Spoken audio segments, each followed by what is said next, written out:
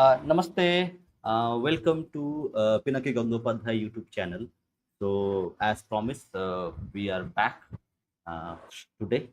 Due to some technical issue and data, we could not do the yesterday's live stream. So, we are back today as promised, 9 p.m. So, Namaste, Pinakida. Namaste. Uh, we already have a few comments from the audience. As you all know, that BJP has won a landslide election in West Bengal, and people are calling this the Independence Day of West Bengal. So, what do you mean by Independence Day of West Bengal when India became free in 1947?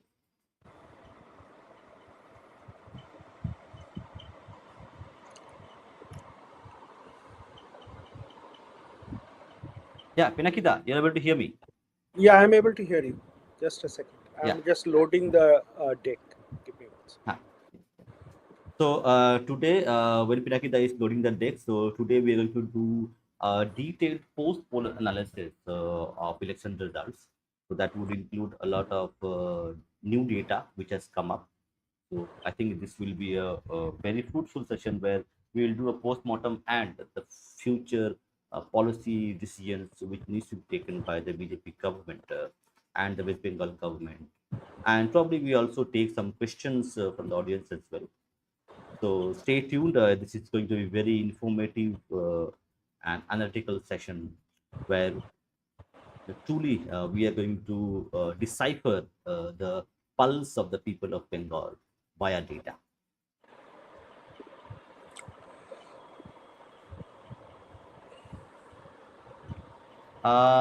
Anirban, till Pinakita is loading the deck, could you highlight the Narendra Kumar's comment on English newspaper? Okay, we have the deck. Yeah, yeah, Yeah. Pinakida, please. So, thank you everyone and good evening. So, we are getting started with a very different kind of a conversation today, and this is the conversation is basically around the narrative, which is not reflected in the numbers.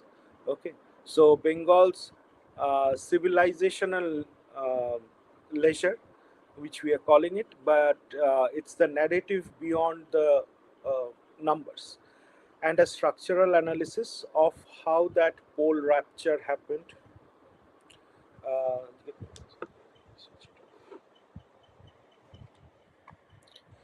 uh, okay, so let's get started.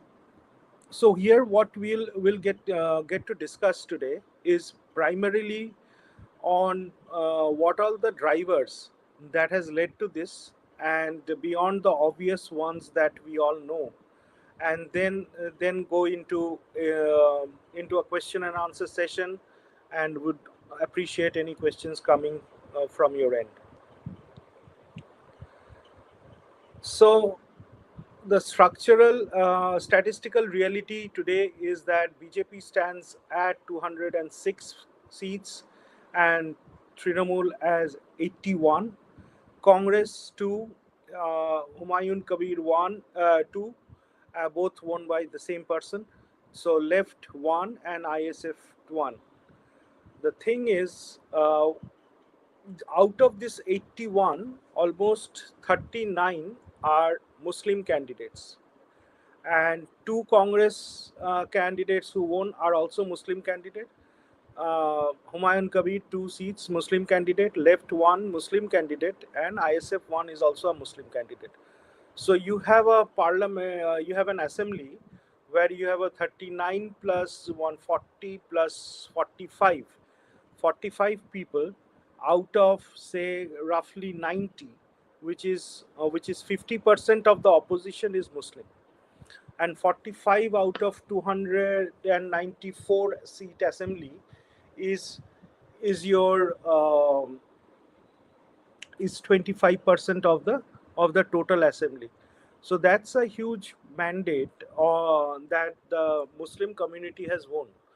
We have always thought that the Hindu consolidation has happened, But at the same time, we have overlooked the fact that Muslim consolidation has happened, not directly reflecting in the number of Hindu candidates fielded by the TMC, but in the Muslim candidates fielded by the TMC. So what has happened is that the math has broken. The majority consolidation plus divided Hindu vote is no longer a mathematical sufficiency, because we have the politics of Bengal has always banked on the fact that Hindu votes are not consolidated. But this time, Hindu votes have consolidated in a very huge number across the North Bengal, Jungle Mahal, urban centers. And the myth that has been broken is that narrative of Bengal as surrendering to Delhi has completely failed, because with the trust deficiency that the political parties in Bengal has always shown in or kind of peddled in terms of the Delhi, this has not worked well with the people in Bengal today. The part that I'm very interested in is that beside these numbers, these numbers tell a story, but these numbers will change. But this is the most historic uh, election, I would say, after 2020, after 2014, because in the last 22 years, sorry, 12 years, we have not seen such a huge mandate coming our way, or when I say our, means BJP's way. And this is a mandate in favor of the nationalistic emotions that Bengali people have kind of kept it at the back burner, but now it is at the forefront of all this. What this election has done is that it dismantled the old system of a romantic Bengali era, of Bengali cultural era, where culture was without power, intellect was without enforcement, welfare was without dignity, and Bengal pride was without security. So these are very, very important cornerstones of any if we want to if we wanted to change it. The change really is in these four areas. That okay, we need the political power before we exert our cultural power and soft power. As you have seen, that India becoming economically strong first, and then it has started a lot of these soft power initiative across the world. Second, without intellect, without enforcement. So we have Bhadralok, and the intellectual class of Bengal has always been a kind of a Upadeshta committee, or kind of in that zone of non-execution and non-enforcement. But that intellect, when it is being governed by some other people who are intellectually not capable of handling the governance, it becomes a huge gap in execution. Thirdly, when welfare schemes are rolled out, it is rolled out without a dignity, without it is just a vote becomes a vote. It has become a vote bank politics for every party. So that's another thing that has broken, because welfare schemes, although there were a lot of welfare schemes that Mamta government has put in place, but that wasn't enough to override the dignity that the people of Bengal has lost, especially the women. Bengal pride without security. We have talked about Bengali Ashmita, or Bengali pride and Bengali superiority. But when our borders are porous, when our security is at stake, when the killings are happening at a random pace, then this pride doesn't mean much. So this election actually dismantled that. We prioritize security over Bengali pride, because Mamta Banerjee was trying to peddle that again with saying that their Bengali pride and these people coming from outside Kolkata, Bengal, cannot be the masters of Bengal. So no one wanted to be the masters of Bengal, but we have to make sure that the security happens. So what this new system is actually doing or talking about, it is creating a culture-backed state power. So this state power culture backed, when I say it is the Sanatan Hindutva culture, this is the land of the Hindus primarily, and here the Hindu ethos or Hindu philosophy should come at the center stage. This has happened in this election. Intellect has been paired with enforcement and borders and other areas where people actually has taken this up very seriously. Welfare is not based on, will not be based um on this vote bank, but on equality, justice, and economic disadvantage. Okay, it is not that all women would get a 1500 rupees thing, which we have already guaranteed that BJP will give 3000 to everyone. But I think that has to be more equitable. But that's again my personal thing. It's not a party thing. Bengali identity fused with security. So that security first, nation first, these kind of things have come to the center stage in this election. So Bengal has actually not become less intellectually, but Bengal has become less romantic, as I would say, because we have moved out from those Pathonatika and those street plays and music and song and all the artists coming from different parties and performing on stage and gathering vote and garnering vote. So those kind of things have kind of, we did not see this time. We did not see those television and movie stars getting tickets, especially from BJP. We did not see those intellectuals, left-wing intellectuals, creating those march on the streets of Kolkata and creating an atmosphere that we are losing everything as we subscribe to Hindutva. Okay, so that's a huge shift in the grammar of Bengal politics, and we have to really appreciate this fact.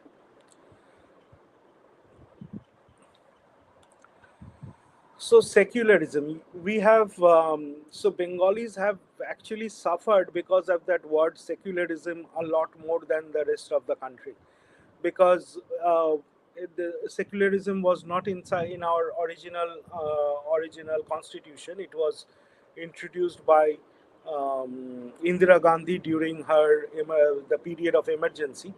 So that secularism, and then the avalanche of this left-wing intellectual has actually created a secularism which was kind of talking about the nostalgia, the Bengal's glorious past, Tagore song, our food, our poetry, and the result was Bengal slowly lost its demographic and territorial security, and we have been blindsided actually politically and intentionally with these and festivals and sports event that actually occupied the imagination of Bengalis for far too long.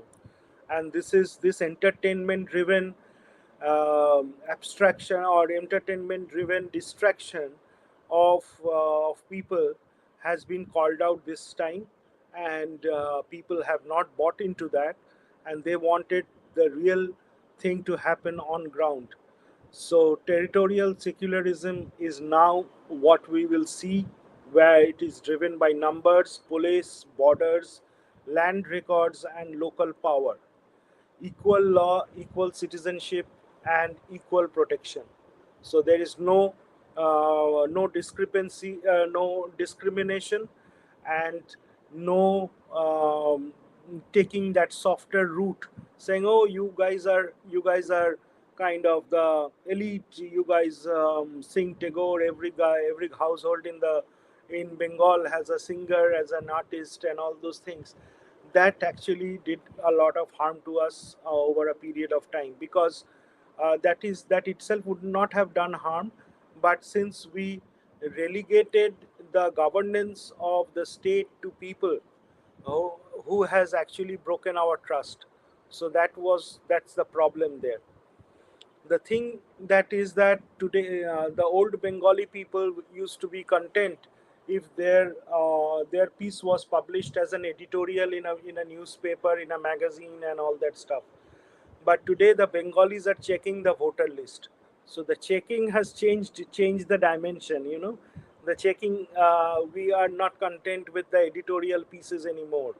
We are more on the Instagram, on the Facebook, on creating, supplying data than the huge amount of data that has been cropped up by different individuals during this election time, uh, capturing, I mean, showing what people had said in the past, what their performance is, has always created a narrative. And we actually ran a campaign saying Nir Mamotar Sarkar, where we structurally showed how Mamata government had failed in all the areas of governance. The voter realized that culture without power is fragile. A culture without power becomes a museum material, and a civilization without political, what I would say, will becomes memory. So we cannot live in our memory in our past, but we have to live in the present. And the present dynamics, as we have seen, that there has been a lot of terrorist activities going on in the border states, in the border districts. I'm sorry, border districts, as well as in across the state. The Hindus are not feeling safe. Was not feeling safe until now. So all this has kind of been addressed through this huge mandate. Now the moral authority loss and sustaining a political asymmetry. So this asymmetry is a very, very important subject that I want to draw your attention to, because what has determined the fate of Bengal till now is that the consolidation of secular minority. They come in the garb of a in the with the facade of a secular minority, but basically they are totally religious and totally fundamentalist forces. They come with us that okay, we are a minority, and identity welfare. So because they are a minority, TMC government actually promised them that they will give them OBC reservations, the Muslims or OBC reservations, I think, which was finally turned down by the court. But that was one of the big promises last time. Fear is human right. So that's another thing that has actually done us a lot of ill over the past years. Minority context, and Hindus were made to be ashamed of their Hindu identity. Consolidation is communal, that's what they have been telling us. Identity is majoritism, and fear is dismissed. So Hindus can have fear, that part itself is dismissed. Yeah, we have seen in lot of pockets in Muslim dominated areas in Kolkata, even in Kolkata, I would say, that chunks of Hindus feared that at a flashpoint, their life can become a huge, or is at a huge risk. The Bengali Hindus did not vote against equality. What they did is they voted against the asymmetry, this imbalance of power. The regime assumed that Hindu population accepted this arrangement. They were wrong, and this mistook Hindus' patience as content. So, what Hindus showed there as being more accommodating, more and less vocal, so it was taken as a weakness of the Hindus. And this time, this vote has actually turned that thing upside down and said, okay, we are happy to give you equal rights as a citizen, as the constitution will guarantees, but at the same time we cannot live as a second grade citizen, being a minor majority in our own country. And that is where fundamentally our was the argument that Shama Prasad Mukherjee made when uh, they said, no, when he said कि Hindus cannot be a perennial minority in their homeland. So this is a very important aspect that we had dismantled this time. Also, the voter has been living in a fear network of fears, local club, panchayat syndicate, police station, contractors, major minority brokers, youth gang, festival permissions, festivals, and so there is a lot of pressure that is invisibly created by this. Even this is where the Hindu-Muslim divide actually breaks. It happens even in the Hindu-dominated areas as well, because TMC had bred a culture of decentralizing the fear network, and they have managed to run a parallel state at every neighborhood, I would say, where few people call the shots, and that is this vast network of thousand mini states controlling our everyday life. So this has been dismantled this time. We are extremely happy. The Bengali voters should be extremely happy that the environment of fear has been dismantled. uh, so Bengal just did not defeat a party. I would like this to be one of our themes for today. Is that Bengal did not defeat a party. Bengal defeated thousands of small thrones. You know, all these neighborhoods they had their own kings, and the king had few of his own generals who would run riots across that neighborhood. So this time, this change in government, I hope this will be taken up very seriously. That there is only the rule of law and no party rule that will dictate any party rule, in the sense ki there will not be the small gangs which will control the people's voting pattern, or control whatever people are supposed to do in their own right mind. I'll briefly touch upon the constitutional reversal that I spoke about the last day. See this in 1946, the state, this has been 80 years since 1946, and this vote actually brought back the Hindu state of West Bengal into the larger Indian national state, Indian state.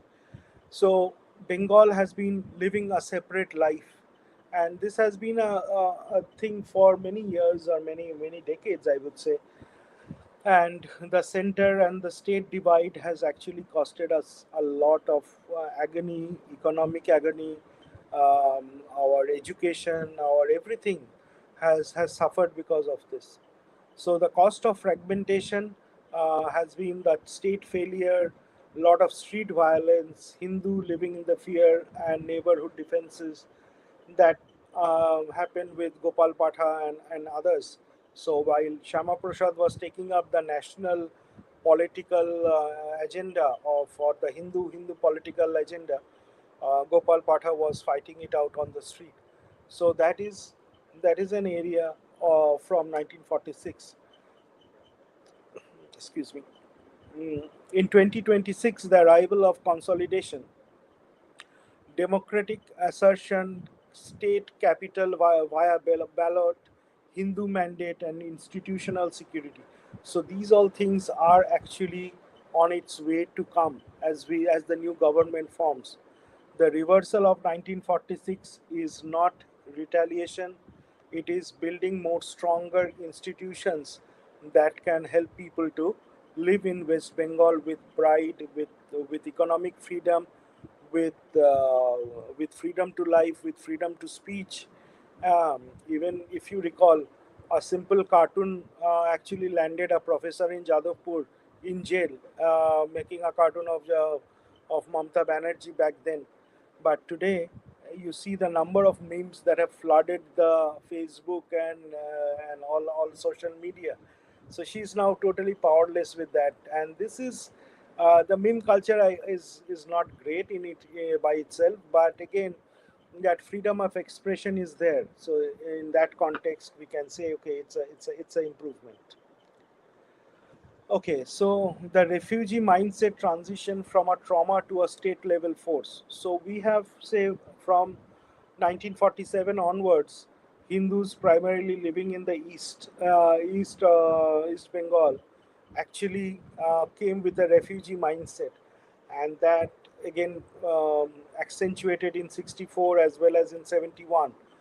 These three episodes, and again the continuous coming of Hindus as refugees to Bengal, as Bengalis could not come out of that, Bengali Hindus could not come out of that refugee mindset. So this is one good uh, setting the record right, that okay, we are not a refugee in our own country, we are the rightful descendants of this piece of land. And decades of absorption into left unions and clubs and TMC patronage has also all made it, that circle of trauma, bigger. The CAA acted as a catalyst and reopened that conversation, you know. And this political mandate is a huge thumping victory, and if we can end it with a uniform civil code, where all people, their right of inheritance, the right to marriage, right to everything is uniform, so that will create a very equitable society. And we look forward to that day when UCC will be introduced in Bengal. Okay, so Hindu refugee carried a specific memory, land lost, temples lost, documents lost, dignity postponed. Partition remained fundamentally an unfinished work in Bengal. We still have that Bengali Hindus until their citizenship, memory, and dignity. So the point here is that partition was supposed to happen on the lines of Hindu Muslim lines, but the fact that Muslims refused to leave this part of the country, and Hindus also stayed back, a lot of Hindus stayed back in Bangladesh during that time. So partition has always remained an unfinished work, and unless that unfinished work is finished, the borders are sealed. The country will not be able to breathe in a proper civilizational ethos, in the proper way that we should be living in.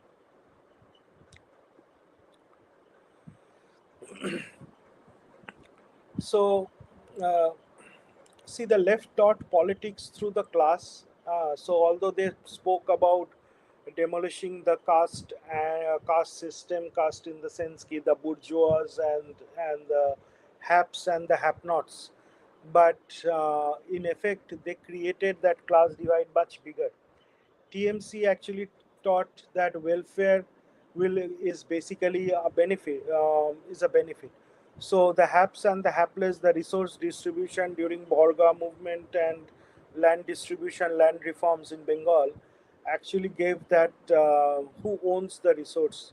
The resources were distributed, and then again it was targeted to giving the Muslims a lot of these lands that they now actually occupy today.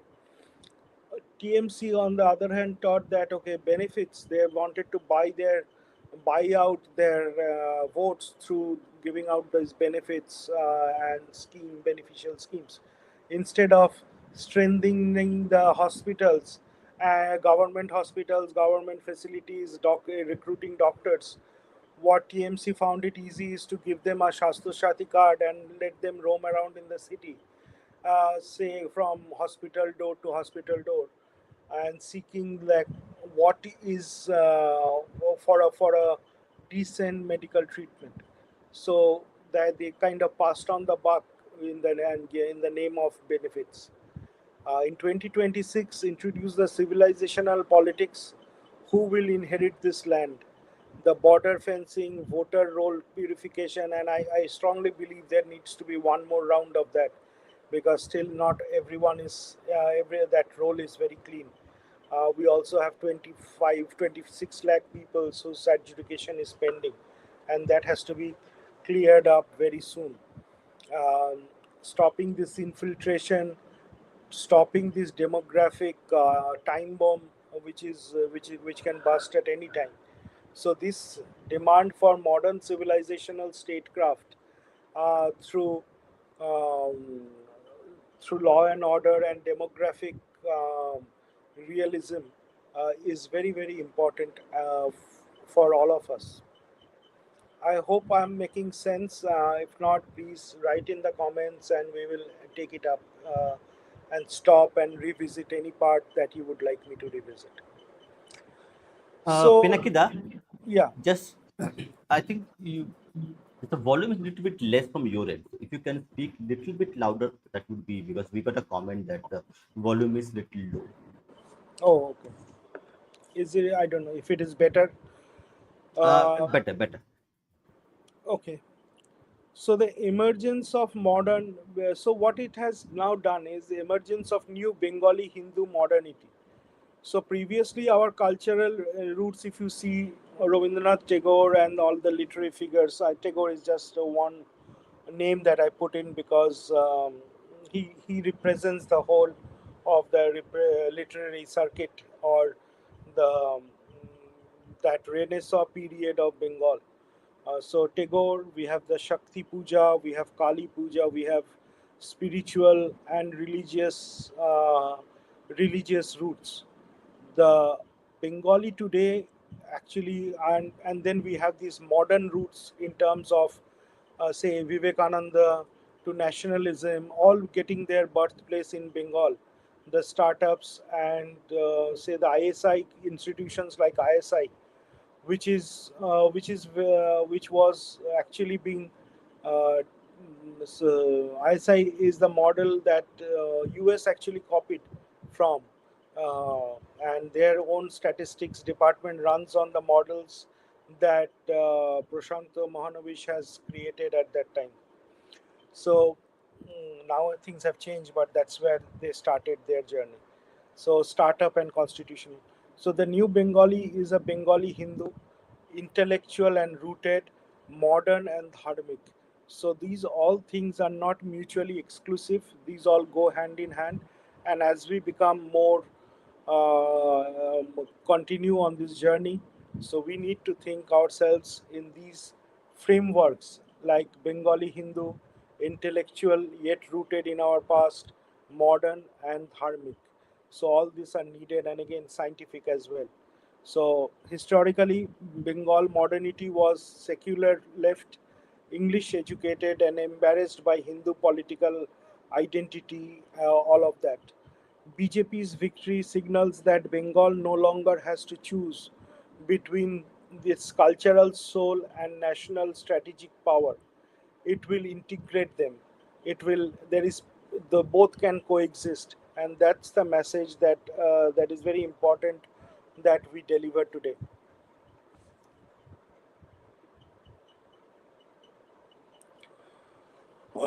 So there are few, the always we are anything that starts any imagination is a imagination is subservient to a language, the vocabulary.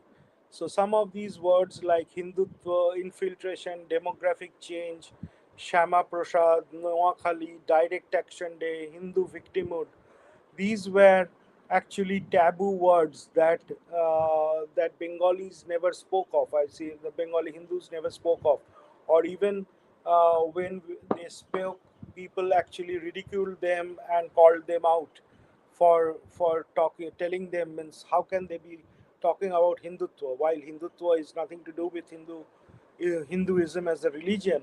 It's our cultural and civilizational identity. So Hindutva, infiltration, and demographic change. We forgot Shama Prasad in the last 80 years.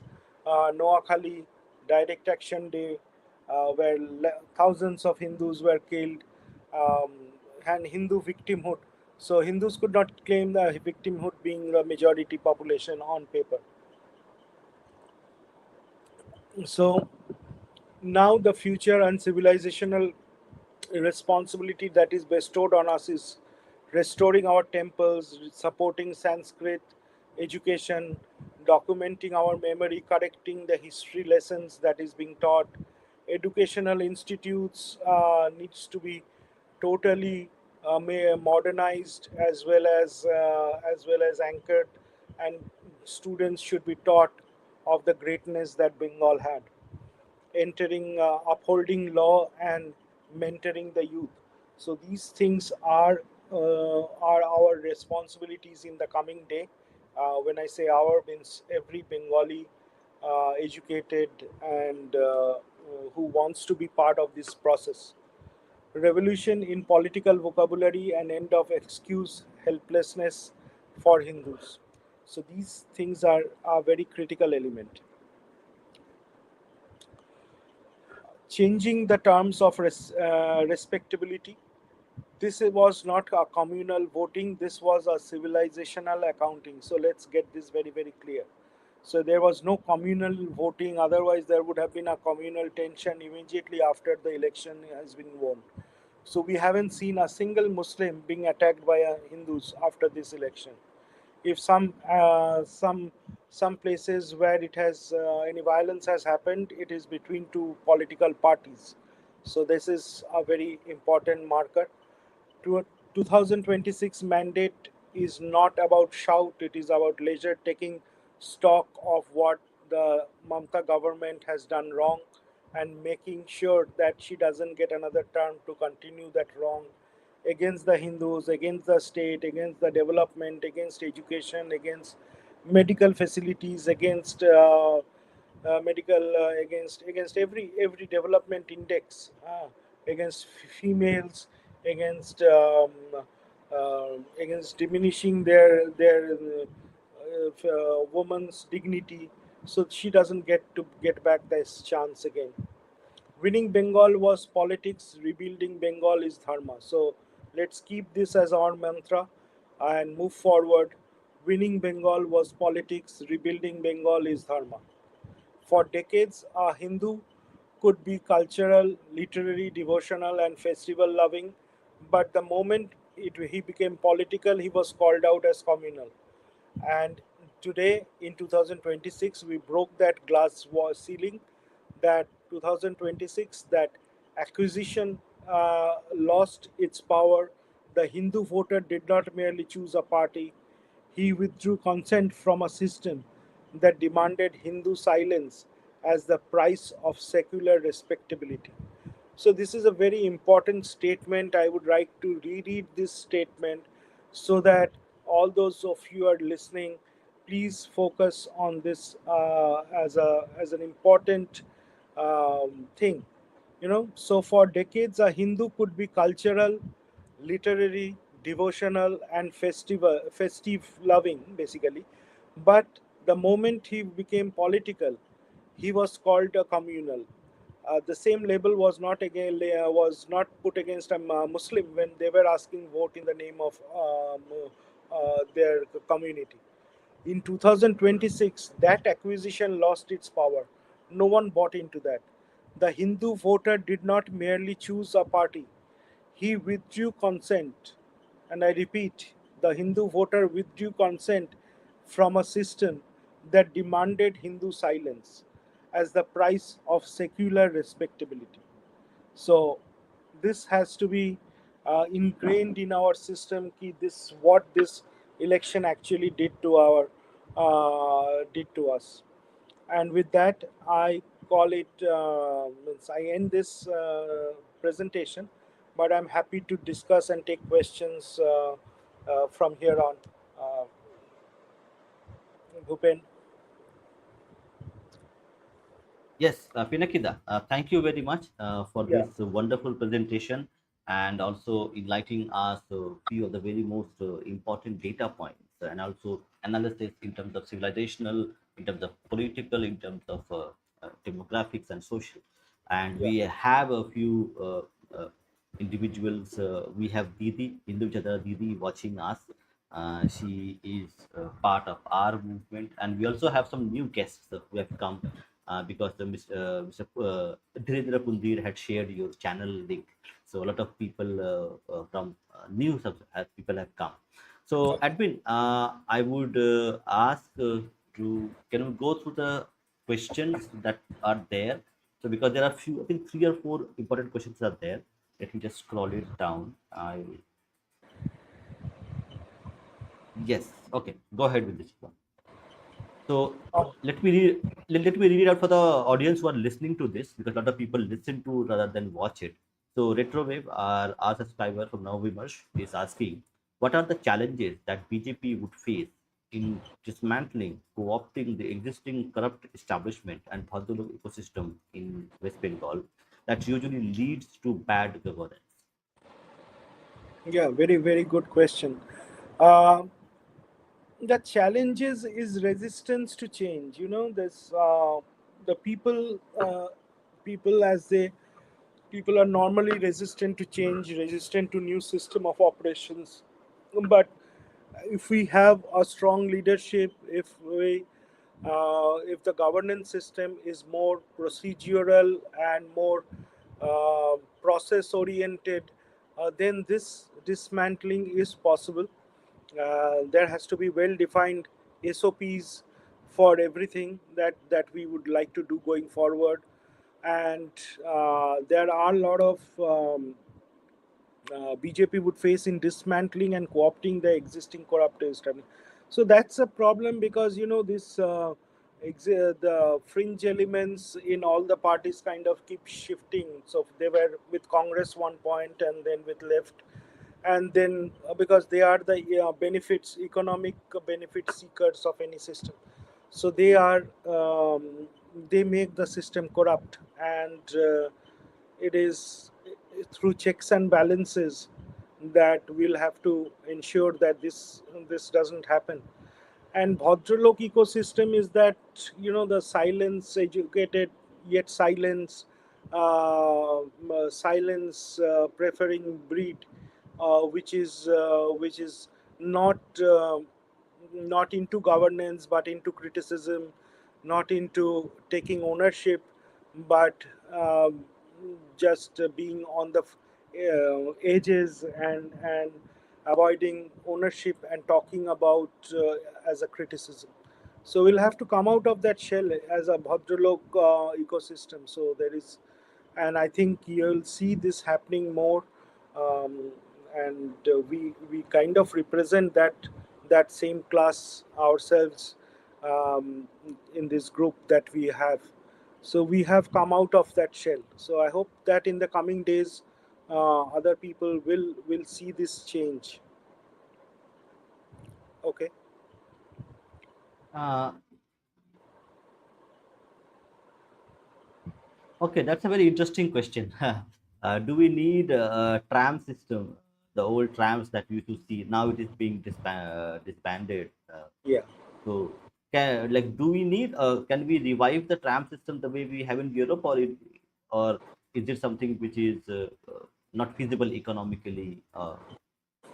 It's not about economic feasibility. It is, see, there is, when we talk about Europe, the roads, the number, the population, you know, a tram can, means I have lived in these countries, so I know these trams even will run for two people sitting in that tram. And it is totally, you buy a daily ticket and you can hop in, hop out on any public transport you want for that 24 hours. But trams are good, and the thing is that we don't have the ratio to land to road. Ratio in Kolkata is very less, and with an amount of population and a slow moving tram is actually creates a congestion. But if trams can be, if separate freeways and separate like a circular rail network that we used to have, it still has, but we haven't, the Calcutta hasn't leveraged it well enough anytime. So the whole city has a circular rail, but that circular rail is not being used at all. So I won't say at all, but very not much people do it because it's not efficiently run. So if we can think of that kind of a system, and trams over there or whatever, trains, so that would benefit more. And basically where this gap is, it's a connectivity. So you can reach from point A to point B, but if you have to go to from to another area, then you don't have the means that you will can. So in Europe and other places where everything is connected, so you go from a tube, you go reach one place, you then hop on to a green line or a red line, and then you can reach any part of the city. But here it is that connectivity is not there. So it is just one stretch. Say till now, the metro rail ran from Goria till Damdam, or yeah, Damdam now the Khineshwar. But then now it was added till Howrah. But then there is a patch which is still in Salt Lake, which is not connected. So what do? It makes it very inefficient to operate. Yeah, so let me chip in few words on my end as well. So the trams in you see in European countries, they are not they are for tourists who are visiting the places. They are not a mass moving transport system.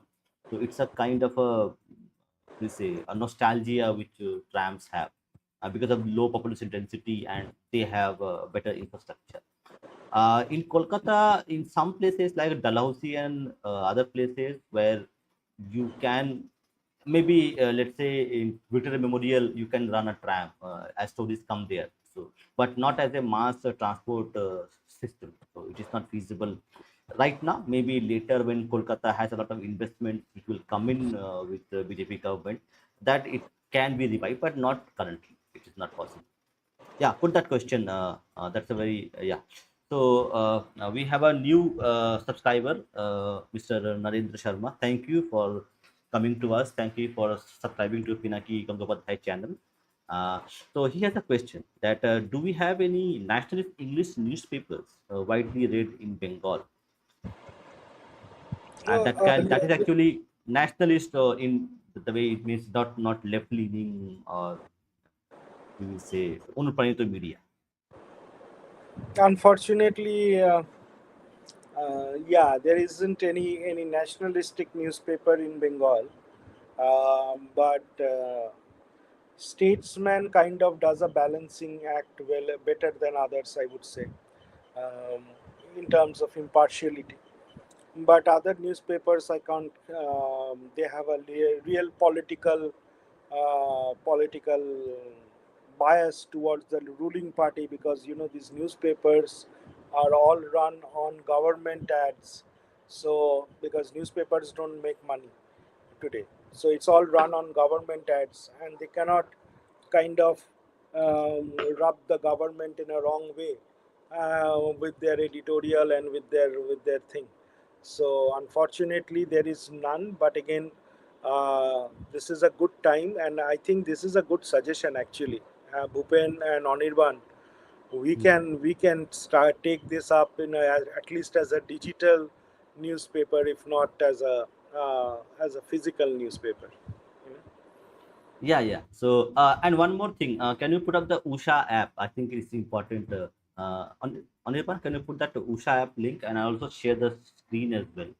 So, like, we are not running a newspaper as of now, which is nationalistic, but we have a app called Usha app. So there, it's a kind of soul of Sanatan where you will be able to. It's the unfiltered video platform that we are building. Pinakida has taken that initiative. You can scan the QR code, and also you can. I have pinned that link. You can copy paste and just install it on your devices. So you will find a lot of nationalistic spiritual content there. We are building the platform, so we will request people to just install it and watch few videos. But we are going to add hundreds of hours of content, political, non-political, spiritual content there in that platform in coming days and Yeah. months.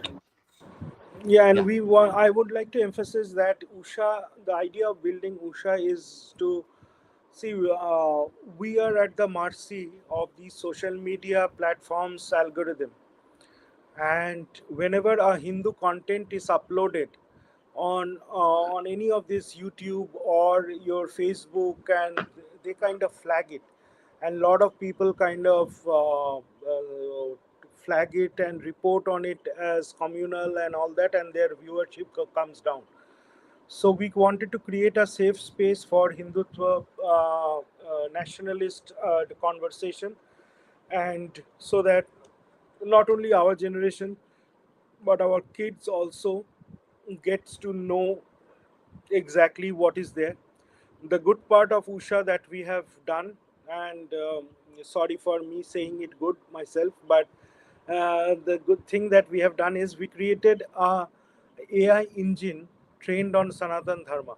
So it's a Google, or sorry, it's a Chat GPT. Think of it like a Chat GPT, but it's our it reports, or it output is flavored, or inferences are drawn from Sanatan Dharma text. We have trained models on that, and that would be a huge game changer for your younger generation who would like to connect and has these lot of questions. So it is also your coach. It's a guide. It's called Maharshi AI, Usha Maharshi AI. So you'll find that on the app. Beside, there is these video essays and streaming things, plus your podcast, um, plus your training sessions, which we are actually kind of starting soon. We are not yet there, but we are starting soon. It's a very intensive activity. We have a very small team to do it. So any contribution, any if anyone wants to come up with ideas, we are most welcome. So this is there. Uh, okay. Yeah. So this is a question from Babarika. Ask, how does BJP plan on keeping out the goons from entering their ranks? That's a very legitimate and real question, which happened Yes. in 2021 as well. So, Yes. Pinakita. See, I think our state president Shomik Bhattacharya has been very categorically in saying that we are not going to take anything unfiltered. So there would be lot of filtration process. Obviously, it's a party. You cannot stop a person from joining a party, but that joining has to come through, especially in the leadership positions as a cadre. I don't know how you can exercise that control, but in the actual leadership positions, there will be a lot of filtering process, and the word that he used was they have to come through Agni Pariksha. So I hope that these bad elements burn out in that Agni Pariksha. We will take one more question we have regarding DA, and then we'll wrap up our stream for today. Admin, could you put that DA question, which is that's a very important question because, yeah. So we have Anand Gangwar. I think he is also not from Bengal, but very welcome to join and become a subscriber. Thank you very much. Do share our content. Do ask request people to subscribe so that we can get the authentic news from West Bengal. He is asking, sir, I want to know about the implementation of Seventh Pay Commission. Yeah. Is it possible to implement it within 45 days? Jai Shri Ram, Jai Shri Krishna, Jai Shri Ram. Yeah, so Anandji, this is possible and absolutely possible, and it is a commitment from the Prime Minister himself. So to implement it within the first 45 days. So yeah, absolutely, we'll be doing it, and you'll see it as one of the first few cabinet decisions that will come out. We'll take one more question, which is asked by Slevin regarding the propaganda and fake news spread by TMC aligned media and channels regarding rigging and other things. Can we get that? Let me see. Yeah, I got that. Okay. Put Slevin's question there. I'm just putting it on the private chat. Just put it there. This is the last question we'll take. So he says, Didi says CCTVs were offline for 6 hours in 100 constituencies. TMC workers were killed today, 3 deaths. Did that happen? So this is the news being spread in social media, in also some other platforms, YouTube, Yeah. Facebook. So The election commission has not confirmed whether this has happened or not. But one thing that I would like to say on a lighter note is that uh, mm, Mamata Banerjee has complained of all these things, these irregularities, and moved to Supreme Court, as I hear. And Supreme Court has granted her plea and cancelled the Bengal election. You know, and has there will be a repoll of the entire West Bengal election in 2031. So that's all we can say.